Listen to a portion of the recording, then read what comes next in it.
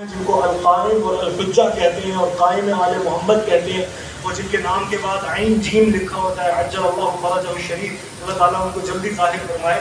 ان کے بارے میں کتابوں میں لکھا ہے کہ وہ فرماتے ہیں کہ جس دن 313 مخلص میرے ساتھی مجھے مل گئے میں باہر آ جاؤں.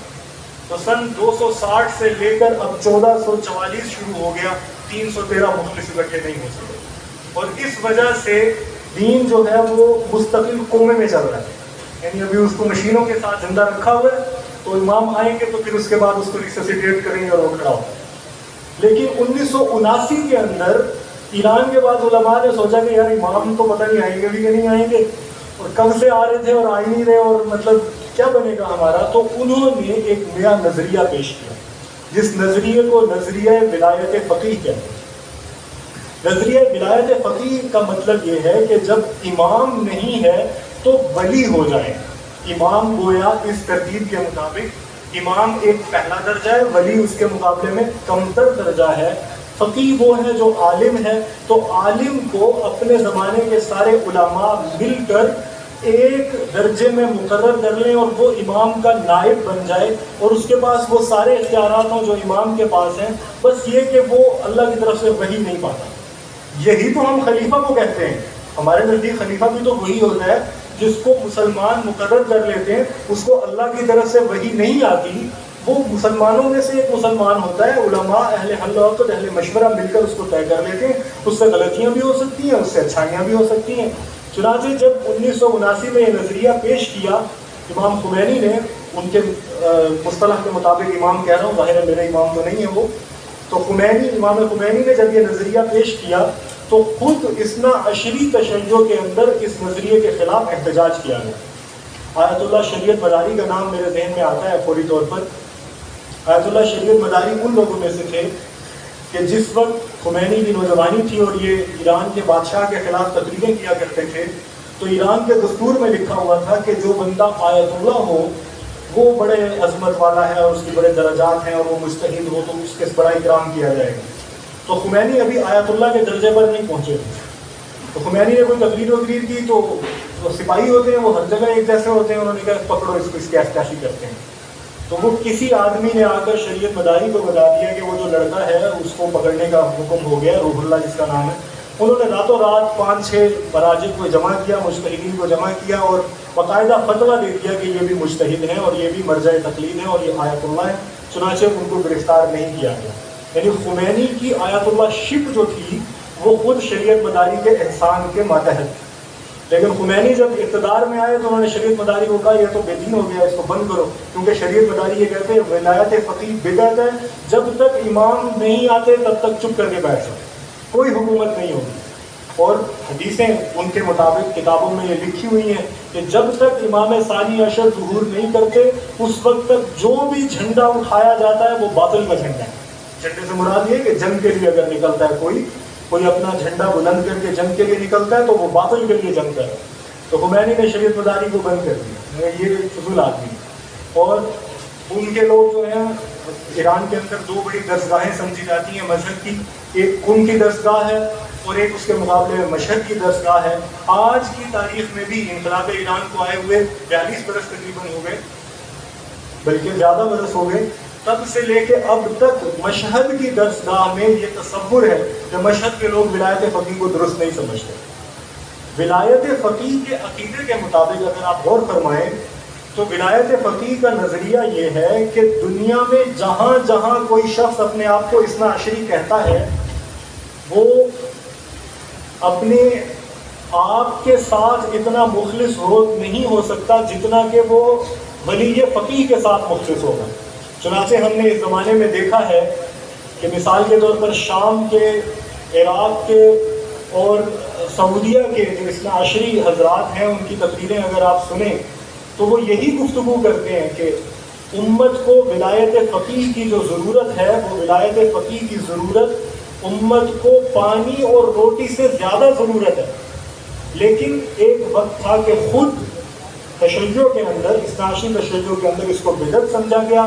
اگرچہ تازہ ترین صورتحال جیسے میں عرض کر رہا ہوں وہ یہ ہے کہ اس پر گویا اتفاق ہو گیا ہے اور سارے کے سارے اثنا عشری علماء نے یہ سمجھ لیا ہے کہ جناب امام تو ظہور فرمانے میں دیر کر رہے ہیں، ہمیں ولی فقیہ پر اکتفا کر لینا چاہیے۔ دو باتیں عرض کر کے میں اپنی بات ختم کرتا ہوں۔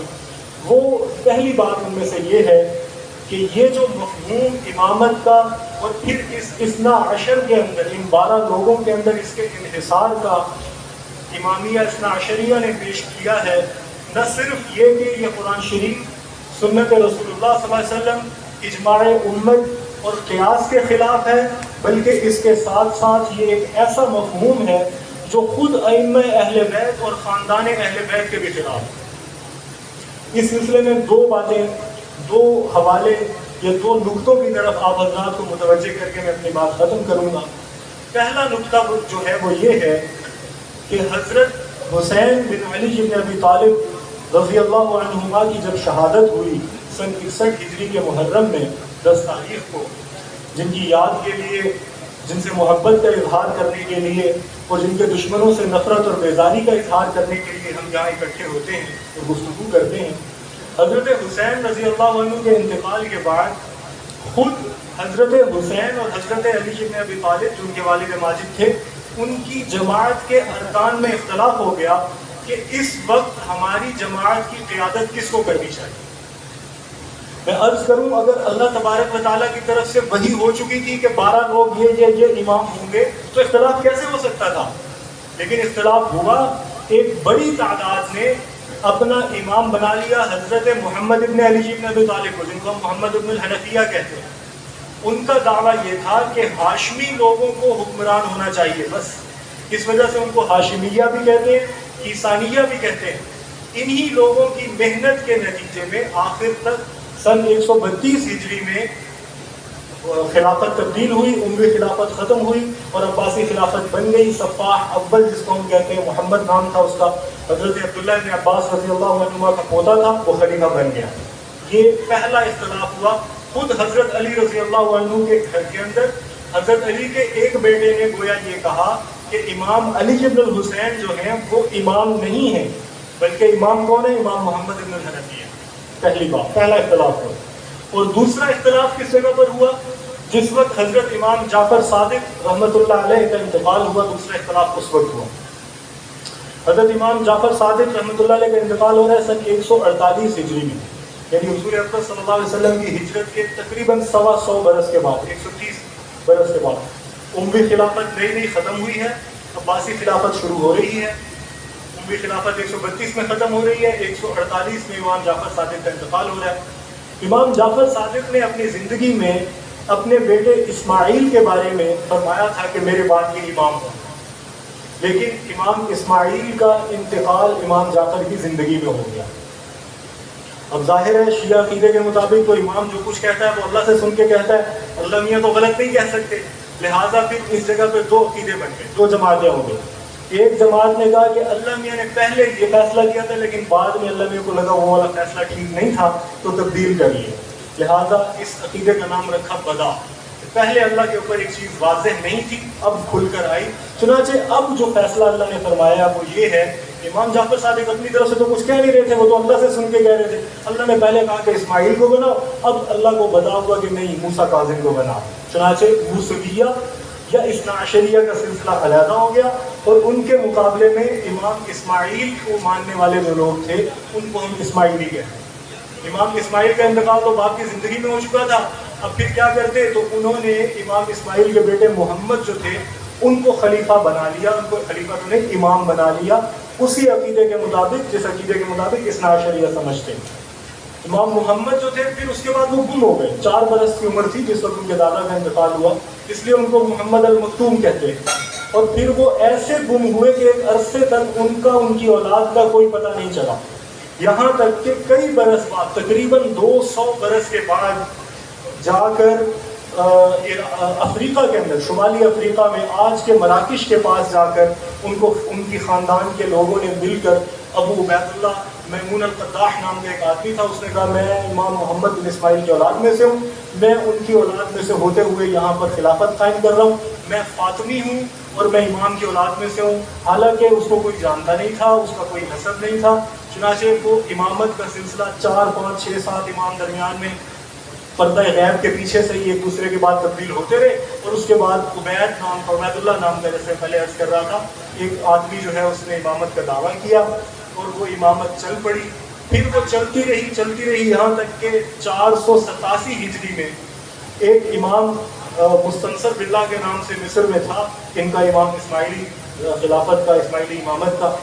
اور اس امام کا جب انتقال ہوا تو اس کے دو بیٹوں میں بھی جھگڑا ہو گیا، وہی بنا جھگڑا جو پہلے چل رہا تھا. ایک نے کہا میں امام ہوں، ایک نے کہا میں امام ہوں. یہ اختلاف ہر موقع کے اوپر بذات خود اس بات کی دلیل ہے کہ کوئی نص موجود نہیں تھی. کسی قرآن شریف کی آیت میں نہیں لکھا ہوا تھا کہ یہ والے 12 امام، کسی جگہ پر طے نہیں ہوا تھا کہ یہ والے امام.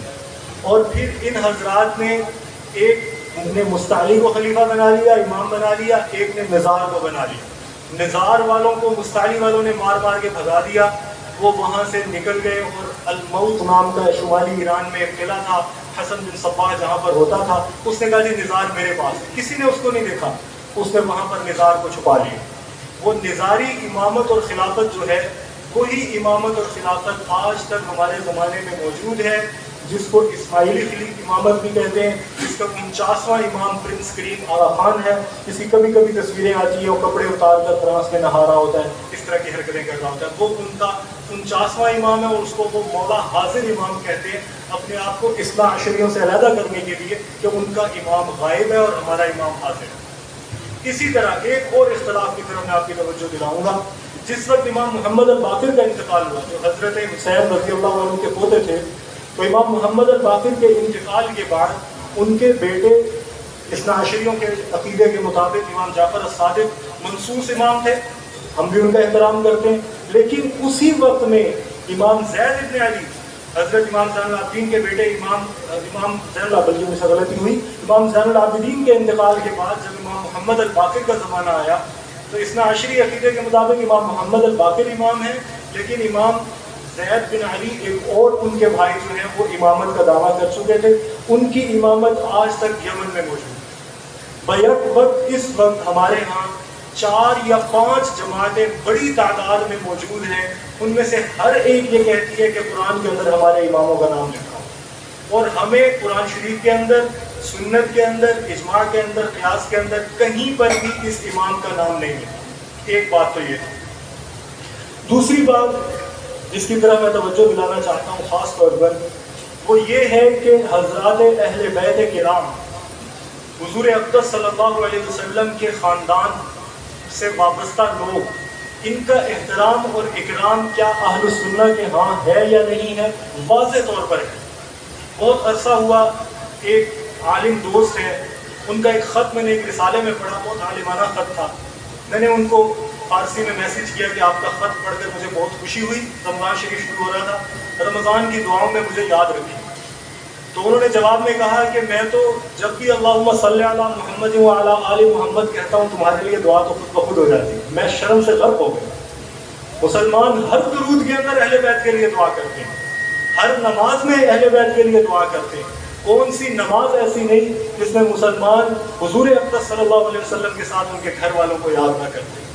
اگر خاندان کی کوئی حیثیت اور کوئی رتبہ نہ ہوتا تو حضور اقدس صلی اللہ علیہ وسلم اپنی امت کو، اپنی امتیوں کو درود پاک کے اندر اپنی آل کے لیے دعا مانگنے کا حکم نہ دیتے. ایک بات. دوسری بات یہ ہے کہ یہ خاندان جو ہے، کیا صرف خاندان کا کے ساتھ وابستہ ہونا ہی کافی ہے؟ ظاہر ہے کہ ائمہ اثنا عشر بھی اس بات کے قائل نہیں اور اثنا عشریہ بھی اس بات کے قائل نہیں. یہی تو وجہ ہے کہ تقریباً 18 لوگوں نے پہلے 150 سال کے اندر امامت کا دعویٰ کیا ہے، صرف حضرت علی کی اولاد میں سے 18 لوگوں نے. ان ائمہ اثنا عشر کے علاوہ 18 لوگ ایسے ہیں جو امامت کے مدعی ہوئے ہیں. اب ظاہر ہے اثنا عشری عقیدے کے مطابق جو اثنا عشری 12 اماموں کو تسلیم نہ کرے وہ تو مسلمان ہی نہیں ہوتا. تو وہ اگرچہ خاندان سے وابستہ تھے اور زیادہ قریب تھے حضور اقدس صلی اللہ علیہ وسلم کے آج کے زمانے کے سیدوں کے مقابلے میں، لیکن اثنا عشری حضرات کو قبول نہیں کرتے. ایک آیت قرآن شریف کی پڑھ کے میں بات مکمل کرتا ہوں.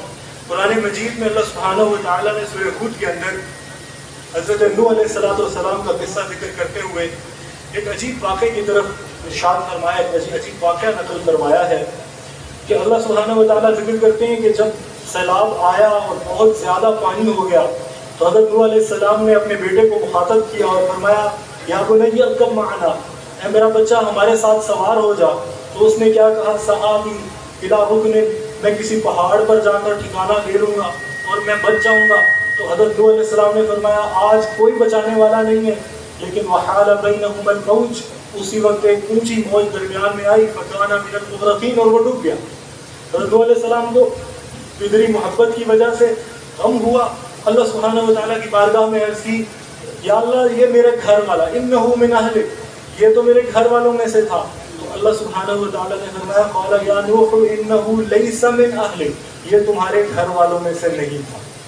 میں عرض کروں گھر والا وہی ہے جو اپنے محمد پاک علیہ السلام کے عقیدے کے ساتھ محبت پر قائم، جو آپ علیہ السلام کے طریقے پر قائم ہے۔ یہ وہی طریقہ ہے جس کو اللہ سبحانہ و تعالیٰ نے قرآن مجید کے اندر پوری وضاحت کے ساتھ بیان کر دیا، جس کو حضور اقدس صلی اللہ علیہ وسلم نے ما انا علیہ و اصحابی کے ذریعے سے انتہائی شدید وضاحت اور صراحت کے ساتھ بیان کر دیا۔ اس کے علاوہ اور کوئی طریقہ نہیں، اور اس کے علاوہ اور کوئی اہل بیت نہیں۔ اہل بیت وہی ہیں جو محمد پاک علیہ السلام کے خاندان سے ہوں اور آپ علیہ السلام کے طریقے پر بھی ہوں۔ اللہ سبحانہ و تعالیٰ مجھے اور آپ کو اس طریقے پر زندہ رکھے، اور قیامت کے دن اللہ سبحانہ و تعالیٰ اسی طریقے پر حشر فرمائے اور محمد پاک علیہ السلام کے لواء الحمد کے سائے میں ہمیں جگہ دے، آپ کے کوثر سے جام نصیب فرمائے، آپ کے سایہ عاطفت میں پل صراط سے گزرنا نصیب فرمائے، اور اس کے بعد وہ معیت نصیب فرمائے جس کے بارے میں خود فرمایا ہے اولئک مع الذین انعم اللہ علیہم من النبیین والصدیقین والشہداء والصالحین۔ نبیوں اور صدیقیوں اور شہداء اور صالحین کی معیت، ہر مجمع ٹوٹ جائے گا، وہ مجمع ٹوٹنے والا نہیں ہے۔ وحسن اولئک رفیقا، سب سے اچھا مجمع اور سب سے اچھی معیت وہ والی معیت اور وہ والا مجمع ہے۔ اللہ سبحانہ و تعالیٰ اس معیت میں ہمیں اور آپ کو شامل فرمائے۔ وآخر دعوانا الحمد للہ رب العالمین۔